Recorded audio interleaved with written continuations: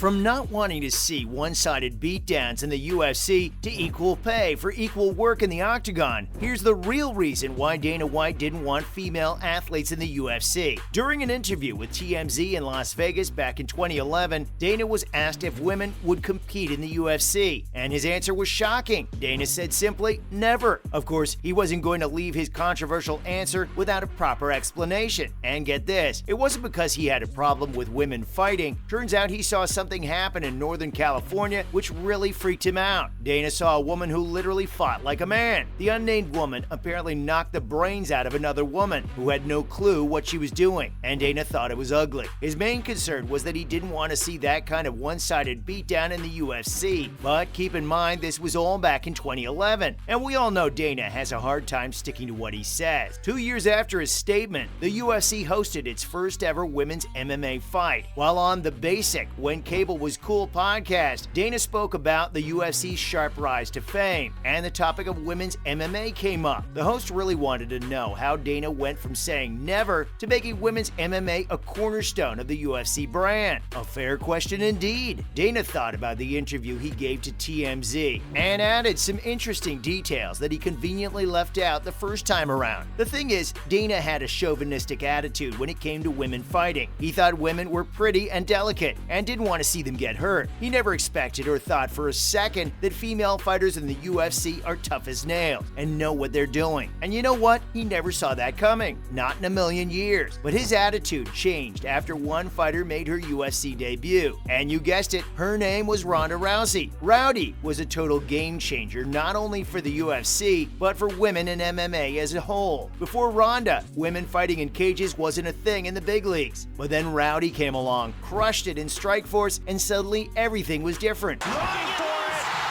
It's all over.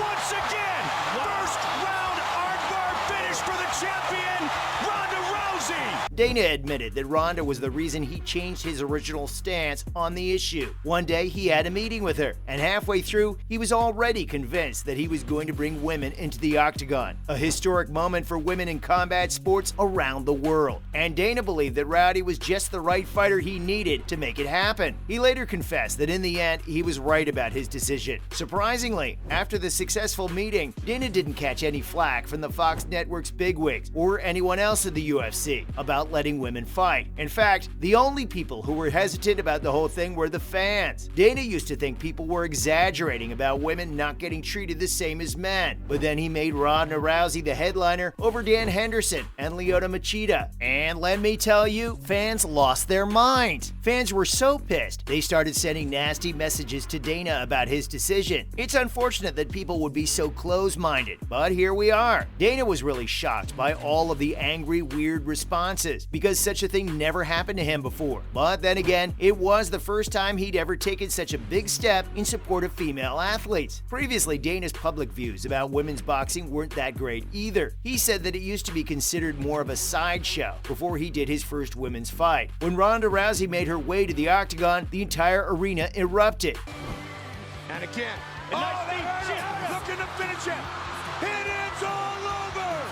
It was Ronda Rousey. And it was a memorable experience for everyone. The fight was incredible, and Rousey was on her way to becoming the biggest superstar and highest paid athlete in the UFC. White now acknowledges that he's learned a lesson from the experience and gained a new perspective on the sexism women face in their daily lives. Since then, Dana's repeatedly said that he sticks by his decision and feels he made the right call. But do the statistics really match up with Dana's statement? I mean, in a way, Dana's indeed right. Ronda cemented the foundation of women in the UFC and expanded their horizons. Although there's still quite a few interesting facts that you may want to know about the whole thing. Did you know that television ratings for shows headlined by women on either Fox or Fox Sports 1 are almost always above average? Yup, true story. Women have made an impact on the promotion since they began to compete in the UFC in 2013. And there's other great examples that put all this into perspective. Take for instance the Paige Van Zandt versus Michelle Waterson card in Sacramento, California. The fight was a massive hit for the promotion and was the most watched UFC event on Fox since April of 2013. And guess what? It drew in a whopping 3.17 million viewers at its peak. Pretty impressive, huh?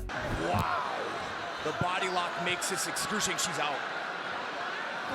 It is Michelle Waterson, pardon me, chokes out Paige Van Zandt. In July of 2016, former women's bantamweight champion Holly Holm was headlining a card on Fox in Chicago against Valentina Shevchenko. That card drew in almost 3 million viewers, making it the 9th most watched UFC event on Fox. So clearly, women are killing it in the UFC. In the past few years, ratings numbers have shown that women's fights are even more popular than men's fights. For example, the 3 UFC cards on Fox Sports 1, headlined by women, averaged over 1 million viewers. And if you regularly pay attention to those stats, you'd know that those numbers are 21% higher than events headlined by men. And it gets even better. The 6 PPV prelims headlined by women on FS1 averaged 1.34 million viewers, which is an incredible 42% higher than those headlined by men. It's clear that Dana's decision bore fruit. I wouldn't be surprised if the UFC continues to invest in the women's divisions, because as you know, more views mean more money. Female fighters have single-handedly changed the course of UFC history. And because the women's UFC brings in more views, they should be compensated equally, if not greater, than their male counterparts. Maybe that's why now the pay ceiling in the UFC is far more equal between male and female fighters than in other pro combat sports. This really sets female MMA athletes apart from others. Unfortunately, if you take a look at the top earners in the WNBA and the NBA, the pay gap between men and women is shocking, and it's still a problem in other sports, Hollywood, and the corporate world. Even in combat sports like boxing, the pay's still not exactly the same. Women are paid way less than men, even if they bring in a bigger fan base. For the most part, though, the pay disparity in the UFC is a lot less prominent than in other sports. When young fighters sign with the UFC, regardless of their gender, they start at the same pay rate of $10,000 show money and $10,000 win money. Makes sense. Equal pay for equal work, right? Plus, what's even better is that they'll be promoted and compete on the same level as everyone else. Right-hand connection from Lawler.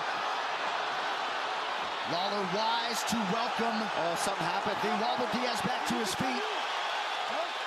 That's it.